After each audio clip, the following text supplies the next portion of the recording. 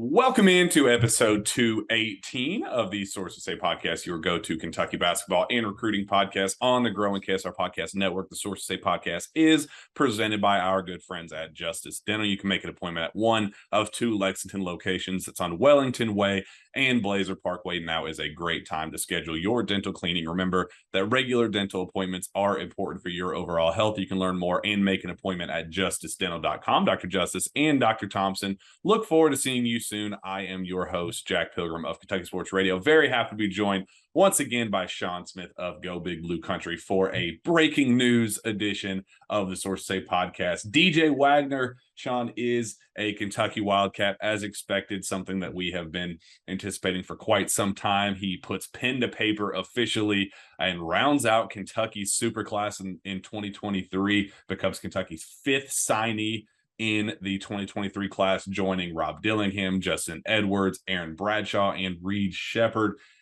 John Calipari got his guy, Sean. He did. It's a recruitment that, for Kentucky fans, at a couple of different points, probably provided some high episodes of anxiety, but probably not for John Calipari. Because I think in the end, I don't know if Kentucky and John Calipari ever really wavered when it come down to it, but it's Kentucky beats Louisville again. John Calipari beats Kenny Payne, and Kentucky gets a talent that is it's a three-generational NBA potential talent family. I mean, you're talking Milt, DeJuan, DJ. It's basketball royalty there. This was the one that we said, Sean, from the very beginning, that this is one that Cal just wouldn't lose. This is one that when push came to shove, Cal understood the meaning behind this recruitment, and it has nothing to do with the player. We'll get into the player analysis here in a second, what he does best, what he struggles with, those type of things. But from a visual standpoint, from a PR perspective, this was a recruitment that John Calipari simply had to win. This was one that I think he understood the magnitude behind it from the beginning, and that's why there was such confidence, internal confidence on Kentucky's side. From start to finish, no matter how much the buzz about Louisville and Kenny Payne and the hiring of Milt Wagner and all that, I think that's why through all of it they just understood that Cal was going to get it done. This recruitment was made for John Calipari. This is the one that he had circled on his recruiting big board since the minute he emerged as since he came out of the womb. He was made to be a Kentucky basketball player. He was designed to play for John Calipari at Kentucky, and I think Cal knew that. And for him to close the way he did and continue to chip away, didn't get desperate whenever the Milt Wagner hire happened. He didn't get desperate when Kenny Payne went to Louisville. None of that. He held the fort. He held strong, held firm with what he knew about DJ, what he knew about himself as a recruiter, and he got the job done. And this was Cal at his best. This is why Cal is known as the best recruiter in college basketball. It is, and this is a full circle thing for John Calipari, right? When you're talking about DeJuan at Memphis and now DJ at Kentucky, and it was set up for this to happen. Any other outcome would have probably shocked us all. And honestly, there was points where we probably thought if DJ isn't a Cat, then it means probably the end of John Calipari at Kentucky, because that might have been the way it was trending. Fair, yeah. And I think that is fair, because then it would have been like, okay, the guy that's been the guy couldn't get his guy of a guy that he had at one point. So, no, it worked out. It worked out the way it was supposed to, and Kentucky's getting a great talent and a big-time PR boost with DJ in a Kentucky basketball jersey with talented pieces that Kentucky's already got signed and inked to this class. That, I mean, this is a class that you got to like. You got to love where Kentucky basketball's at right now. We hit a crossroads there after the loss to St. Peter's, and we had a ton of criticism for John Calipari. Absolutely. And the program. But as the summer went along, we started saying, okay, there's some things going differently. There's some changes being made, and now those changes are showing up on paper in a recruiting class that's number one in the country. And I mean, first time since 2020. I don't think they had the number one class the last few years. I know, especially with 247 Sports, but this is a loaded class with a lot of dudes that can do a lot of different things, and DJ fits it well. Consensus top 3 player in the country. Let's dive into what he does well. very, very quick. He's a kind of a slithery type of talent where lateral quickness is there for him. He's incredible at cutting through defenders, slicing down the lane and finishing very with craft and precision down low. He's there's a lot to like just in terms of a polished fundamental standpoint. He's just a very, I mean, look, when you have a family like him, I mean, look, like what we talked about with Reed Sheppard, he's very fundamentally sound, high basketball IQ. Those things happen when you are born into a basketball family. And that's exactly what DJ is, with his dad playing in the NBA, being a top 5 draft pick, Milt Wagner playing in the NBA, being a college, star at his level at Louisville. When you have that type of basketball, those genes, first of all, but that type of basketball mindset around you, that guy was born to be a high basketball IQ, fundamentally sound player. And that's exactly what he brings to the table. He's quick, he's electric, very flashy. And what I like most about him is just his ability to finish at the basket. Yeah. And he's built a lot of strength here recently. His junior year, that was kind of something that he really struggled with, could not finish through contact. Now he's adding the physicality on top of the kind of craft and touch around the basket, which I think that's going to be ready-made for the college game.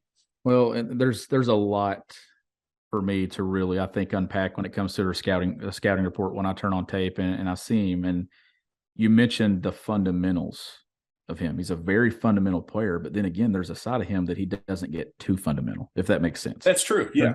There's not for a guy that handles the ball as well as he doesn't over dribble a ton. I think he's very effective off the bounce. He's really good in pick and roll. I think he's also going to be a guy that can slide off the ball, make good reads, and run some of that floppy action that Kentucky runs off those baseline runners, curling off screens, getting downhill, finishing in traffic, a good mid-range game, a good floater, can make passes, one-handed passes, left hand, one-hand passes, right hand, can set up and make plays for other guys. Like, this is a guy that I think can plug in and play a lot of different roles and wear a lot of different hats for Kentucky a year from now. Yeah, the things that we like a lot about Cason Wallace, just in terms of, playing multiple positions and, he can play on and off ball, the value that he brings in that. I think DJ has a lot of that. He's not the same high level defender that Cason is. But, he's 6'3", 170-ish, 175 pounds. So, he's building muscle. His jump shot is a little inconsistent for my liking, a little streaky at times, a little hitchiness to his jumper, but I think he's smoothed that out a little bit here over the spring and summer. There is, I think, Sean, and this is a criticism, and I guess just a take that even the Kentucky, the Kentucky side of things and the staff, you have a tendency of over analyzing kids because they play so many games in so many different settings.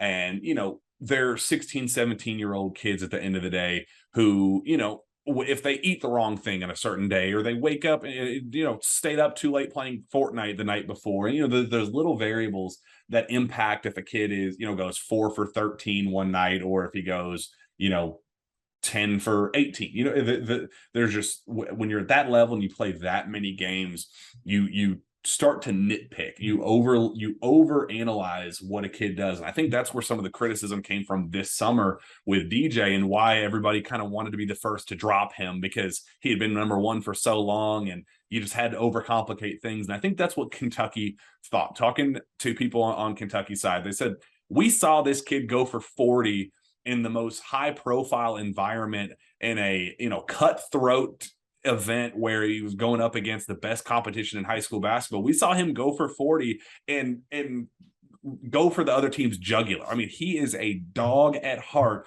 And he said, and they, every time I talk to him, it's a similar narrative to that. It's like, we have seen this kid play, check every box that we have needed from him. Yes. Is he going to, play efficient basketball every time he touches the floor? No, because he's human. He's a kid who plays in a lot of events. He plays, USA basketball overseas in Spain. Then he comes back and, team mini camp in Colorado Springs. And then he goes and plays all the camp setting, events, the MBPA Top 100 camp, the, Pangos All-American, all of those little events around the country, on top of the normal high school gauntlet, on top of the EYBL circuit, which is the best of the best at that level. He plays a ton of basketball, and we've seen a massive sample size that overanalyzing becomes a thing. And I think when you take a step back and realize just what he brings to the table, I think that's why Kentucky just understands just how much of a safe bet he is. He's a safe bet college basketball. He will be successful at Kentucky.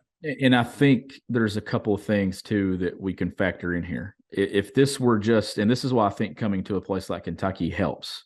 And this can be overused a ton. Like, how many times do we say, oh, you come to Kentucky, you play with the best, it doesn't expose you as much. It kind of covers up some things where you kind of move to the forefront because of the talent you play with. That's the case in this one. If you throw him into a program where it's all DJ, I don't think DJ has a ton of success. But you put him with a Rob Dillingham, you put him with a Justin Edwards, you put him with all these other pieces in this class and whoever's going to be returning. And I think that it sets him up to do those things that are elite for his game. And we know that the athleticism, like, he's not the most athletic player. He's not the most explosive guy at the rim through length. We do know he needs to add some size and some strength to his game. But the other areas is what makes him so good. And it's the speed. It's the pace that he plays with the ball in his hands is what's the most impressive, I think. Yeah, he plays at his own pace, and nobody dictates it but him. Yeah, and that's kind of something I liked about Ty Washington, just how the pace and it goes back to the fundamentals. He's just a fundamentally sound player. That footwork, footwork is impeccable. His ability to get to his spots, and I just got to see him can hit those shots once he gets to those spots at the rate that I know I'm confident that he's able to hit. And that's something that where the nitpicking kind of came from, the 4 for 13 shooting nights kind of racked up a little bit there in the summer. And you get to that point where it's like, all right, I see you get to that second level. I see you get to your spots and you come off screens very well, and you're getting open looks, you're getting clean looks, and you're beating your guy off the dribble in exactly the way that you need to. I need to see that next level. And that's what I think everybody was kind of overanalyzing this summer, knowing that he's already hit those shots in various events. It's just about the consistency for him. I need to see the consistency. It's a big senior year for him. But I'm not worried in the slightest. I think he has exactly what it takes to be a star at Kentucky. I think so too. And you mentioned Kaysen in the opening. Like, we had no concerns about Kaysen transitioning to college basketball and being successful. I don't have any concerns about DJ Wagner transitioning to Kentucky and being successful. And I feel like that the environment at Kentucky, like I said, we overuse this a ton, but this is one of those cases where I keep coming back to it. I'm not overusing it. I think Kentucky sets him up to be what he is and to become that best version of himself. And I think you're going to see that 38% field goal percentage shooting from the EYBL. I think it's going to be significantly higher than that because of the guys he's going to be playing with. And not all eyes are going to be on DJ, and DJ can kind of thrive in his role. And has an opportunity to be the first 3-generation family in NBA history. Like, that's a basketball pedigree right there from that part of the country that Kentucky wins out. John Calipari wins out, and Kentucky gets a guy that is going to be thrown into a backcourt that has a ton of talented pieces that can beat you in a lot of different ways. You mentioned, his EYBL and, what he brought to the table there. Part of, I think, his struggles came as a result of, I think, Aaron Bradshaw, his, again, continued teammate at, a teammate at Camden, teammate on the EYBL circuit, and now who's going to be his teammate at Kentucky. How valuable do you think that is to have a player where we talk about the high level, the huge sample size of these games, and those two playing together in all of them? What does that mean, continuing that chemistry and the pick and roll and the growth that we've seen from Aaron Bradshaw as kind of a stretch big, able to extend out to the perimeter and knock down the mid-range and, even the occasional three. What value is it having those two together, especially? I think especially at a place like Kentucky, it's very valuable to kind of transition into that level of basketball with a guy that you're familiar with, you played a lot of basketball with, you inside and out. I think that makes the transition easier, not just on DJ, but I think on Bradshaw as well. And I think it's the perfect thing. We're talking guys that have been on campus together. They've gone through this recruiting process together with not just Kentucky, but multiple schools on a list. Mm-hmm. And you know that guy. And when you can step on campus and you know the other guy that's lining up with you and going to battle with you every single day, I think it makes life easier for you, not to mention the chemistry that you have and stuff on the floor together as well. And these are two guys that want to win. They have aspirations of getting to the highest level of basketball. And right now they're going to be playing at the highest level of college basketball and doing it together. And I think that sets them up to have a ton of success. I really do, that familiarity. And you talk about the other talent in the backcourt, doesn't get much more talented than Rob Dillingham at the guard spot. There's a lot of talk about how those two in particular are going to play together because of how ball dominant they both are. Right? One basketball. There's one basketball, two very ball dominant guys. We talked about that. DJ is able to do a lot of stuff off ball, and I think we don't give enough credit to what Rob does off the ball as well. He's he has thrived in a catch and shoot role as well. He is better, initiating and letting him rock out a little bit and show his erraticness. But I think it's a fair question to ask how those two are going to fit together. And that's the thing that I've thought about this, and now that it's official, we can actually really think about it and talk about it. Mm-hmm. And to me, this is a situation where if it's just Rob, I think that you could have been set up to maybe fail a little bit and not really succeed the way you want to. And I think the same thing with DJ.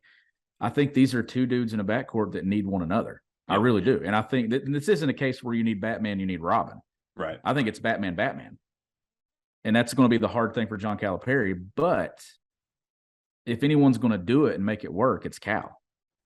And I just feel like those two pieces, and we know that Rob, we talk about Antonio Reeves and how he can cook and be a microwave. Rob Dillingham with the ball in his hands, Kentucky fans haven't seen anything yet. The way that he can do things and how shifty he is. And you got DJ, I still think Kentucky's best player isn't one of those two, though, in this class. I still think it's Justin Edwards. So talk about those two together, especially because Justin, you talk about Robin and Batman.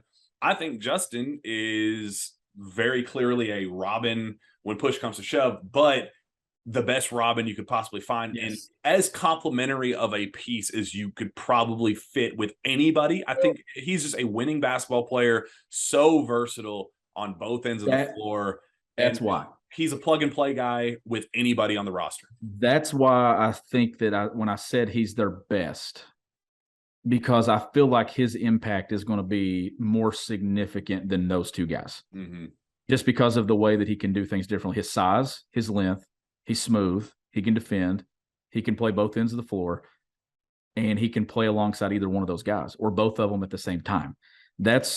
I look at how many boxes do you check off, and I feel like that's what, and maybe saying their best guy isn't the right term. Maybe it's their most effective guy, because if I check off 12 boxes over here and then one guy checks off 5, give me the guy that checks off 12.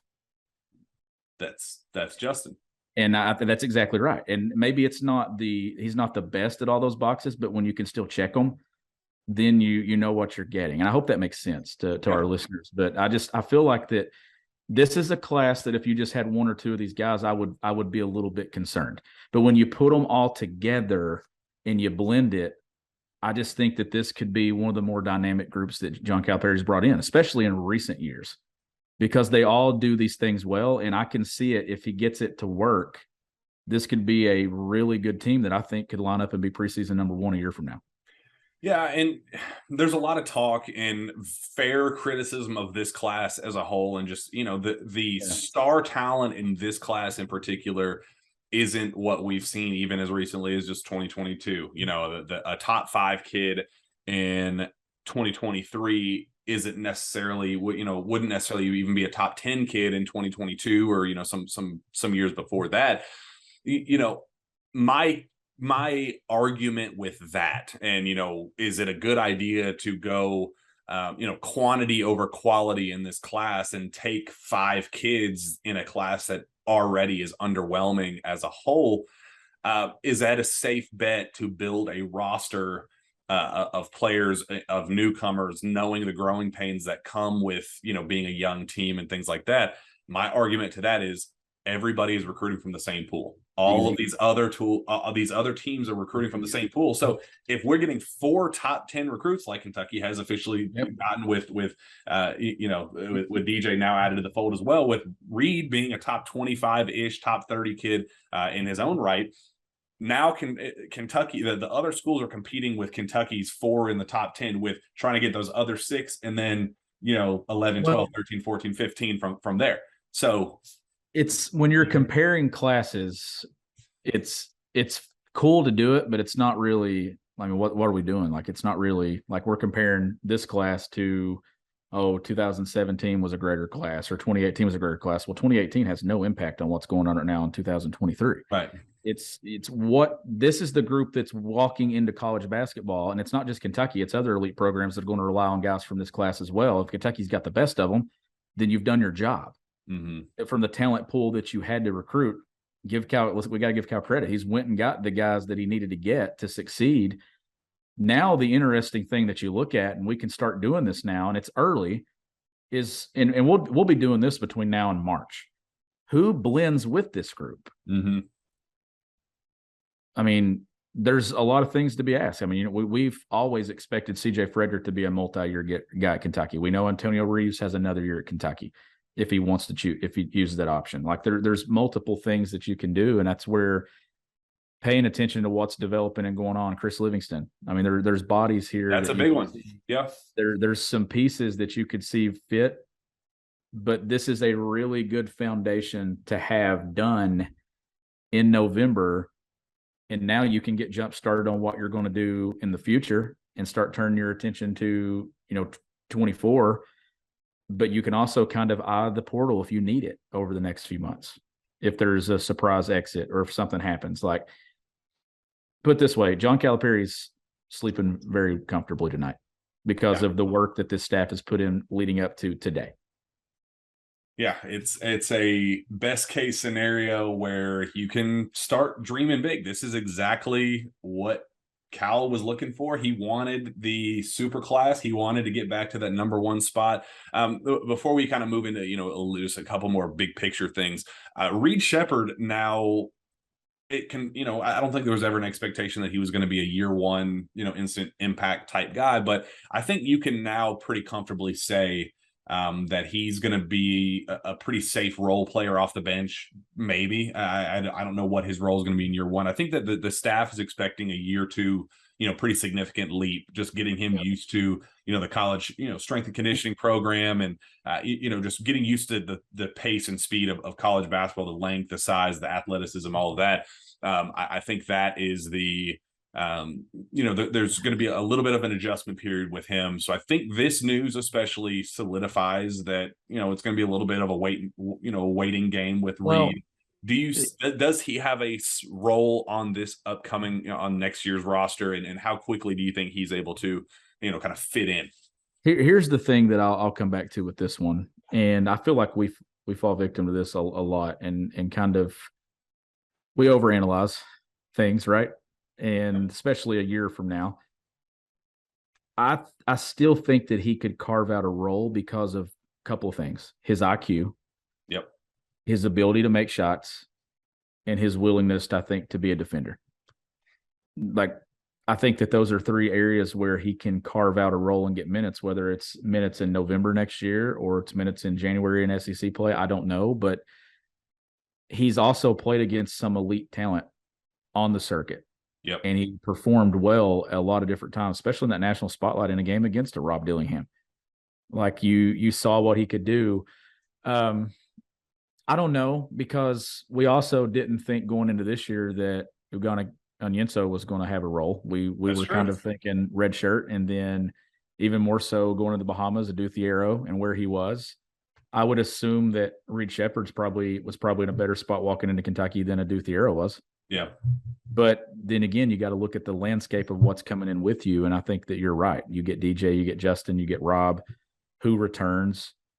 You would look and think that Reed's probably the odd man out. But then again, it's Kentucky. Can some of these guys get on campus like a Shea Alexander and just excel? That's a Tyler Hero and just develop? And when you have the IQ side of it, and I still feel like when push comes to shove, when you're talking pure basketball IQ, Reed Sheppard might have the highest of any of these guys in this class. And is that not what our argument has been with Reed from the beginning, that the struggles that he had to emerge in a camp setting when the Adidas circuit opened up and we were like, Reed, go, just play, like be yourself, go get you a bucket, like go be that dog that we've seen you be in Kentucky, like we've seen him go for 40 against high level competition in the state. Why isn't he going to do that against, the other high level competition? But the criticism was that he never took his game to the next level, not his level of production and the impact on winning that he was making while he was in. He was still playing high level team basketball that we said that's going to fit in immediately Kentucky. And if there is a role for him, it's going to be as that safe bet guy. Reed is a guy that John Calipari, I think, is going to fall in love with because of his commitment to do whatever that one or two those two jobs are that get him on the floor that help the team win. Mm-hmm.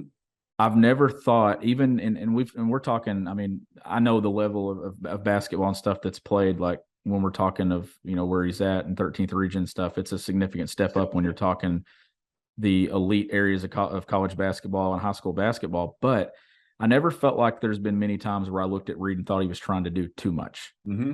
I thought that Reed was kind of playing within himself. And then we did have those moments where we saw Reed excel against elite level competition and with elite level competition.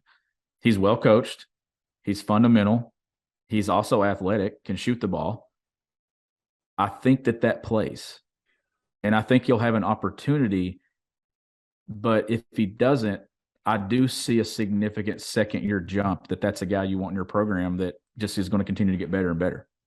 Why is it that CJ Frederick is going to play as much as he is, and why Cal continues in every conversation that we have with him when CJ comes up, where he goes, CJ is a high basketball IQ guy. He's a high level impact piece that is going to play a lot of minutes on this team. Why is that? For the same reason that we love Reed. When you're talking about the game of basketball, a lot of things happen if you're in the right spot. Mm-hmm. And Reed, to me, is a guy that's going to be in the right spot 9 out of 10 times. Right. CJ Frederick's a guy that's going to be in the right spot 9 out of 10 times. Whether that's offensively, defensively, he's always going to put himself in a position to have success on the floor. Now, there's players that coaches have to put you in those spots, but then there's players that understand how to put themselves in those spots. And I think that Reed is that type of player. I think Reed is going to know his limits. He's going to know what he can do and what he cannot do on the floor. And IQ plays. And I just feel like, and this isn't just an in-state kid that's coming in that's rated the number 130 player in the country. This is an in-state kid who is rated 4-star, 5-star status that has played with 4 stars and 5 stars on multiple circuits and done it well. And took on look, before he committed and Pat Forty wrote that feature in Sports Illustrated, you're talking about a kid that had a ton of pressure. Yep. And he handled it well. As well as you possibly could. Mom, a former UK women's basketball star, dad, a Final Four MVP, national champion at Kentucky, and he's performed. That speaks volumes to me. That's a kid that's going to walk into Kentucky ready for Kentucky. Reed Sheppard's walking into Kentucky, to me, more ready for the environment than anyone in this class is. Just given he knows the history and what it means to wear that blue and white uniform. He was in Pikeville for the blue-white game when we saw the most passionate fans there, lining the up in the crowd like that he has seen since he was a child, like a literal, toddler. He has seen Kentucky fans at their biggest and brightest and at their most passionate. And that is a leg up on the competition. Yeah, I completely agree. I think he is built for this moment. He's built for a place like this. And I do think that it's going to be a little bit of an adjustment before we see him emerge as a potential star. And, that's a conversation for down the road. Can he be a star at Kentucky and just how big of a star? But I would not be shocked if, he steps in and at least has some semblance of a role, impact guy off the bench, that safe bet Dominique Hawkins, where you trust him to come in and fill a very specific role very, very well. I think that's what Reed can do, and the perfect complementary piece for for this 5-man class that John Calipari has signed. And I think that's, the perfect little cherry on top of the other, elite high level impact player star talents. You need a guy like Reed Sheppard to fill out that class. That's the guy you want filling out your class. And it's a consistent piece that you're going to get a winner. You're going to get a guy who understands the winning pedigree at Kentucky, and you get a winning family in your program who's been a part of your program's tradition on both sides for decades now. Like, Reed Sheppard will be successful at Kentucky, whether that's year 1, year 2, year 3, or whenever it is. I just think the kid is also built to succeed in that program.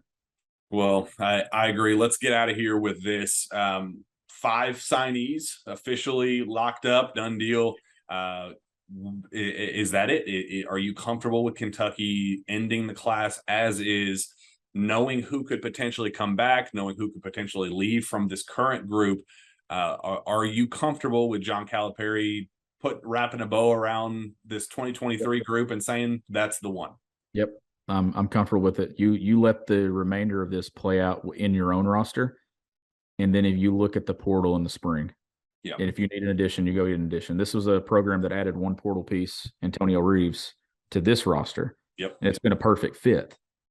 You're going to get a blend of guys returning. And if you need a guy, let's say, we talk Ugonna and stuff and Bradshaw together, and you can kind of see that front court coming into its own now in my mind, now that this class is official.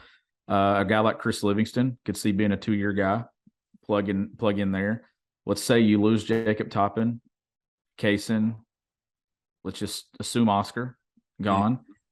Then you look and say, okay, do I need a 5? Do I need a 4? Do I need a shooter? You can kind of go plug and play what you need. And this just gives John Calipari the benefit to jumpstart the next class and go all in there, but also kind of look at his own roster and look, these guys know, these coaches know, like, we're going to lose this kid in December. We're going to get this kid back. It's January. We know this. But you can kind of get a look around college basketball and think, okay, that's possibly a portal piece there. Where does coaching changes happen? Where do guys enter the portal now? Like Oscar Tshiebwe went into the portal and committed to Kentucky at the second semester. Is that a case where you find a guy that's a clear cut, that's a guy we want in our program, and you go get? It just gives it's a time now where I think Cal can be comfortable. He doesn't have to be, though. Does that make sense? Like, you're comfortable, but you're also eyeing your options and looking at what you could possibly add. I just think that this is a really nice insurance policy, knowing you've got your guys. The best Kentucky basketball classes are almost wrapped up on November signing day. And this is another one. It's a very good position for Cal to be in. He gets his guy. He gets the PR. He gets the perfect best case scenario with this recruiting class. He gets every one of his top targets in the class. Just very, very well done. Great work for everybody in the coaching staff to get this group put together. It's a very, very good one. One that I'm very excited to see find their way to campus next season. So Sean, let's get out of here. That wraps up our official DJ Wagner Signs with Kentucky podcast. Where can fans find your work?